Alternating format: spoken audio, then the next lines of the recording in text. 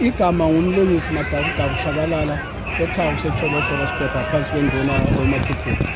Njengoba namhlanje sihlangane namhlanje lana sizozama ukuhlanganisa abantu beZimbabwe ukuthi njengoba sekule New Zimbabwe njengoba upresident wathi ekhuluma that day wathi asikhohlwe yonke into eyenzakalayo empilweni zethu ukuthi sabusha kanjani okwenzakalana. Into ikhona ukuthi abantu behlangane bezama ukuthi beyakhe iZimbabwe.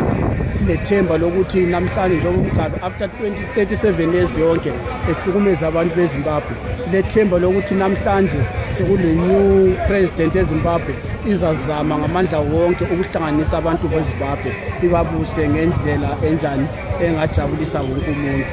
Yonke lento edikhona bengicela ukuthi upresident ezama ukuthi ekeyiyeke eqhubeke ngokuhlanganisa isizwe seZimbabwe abantu bakithi bethole ukuthi bethembe futhi igovernment ekhona.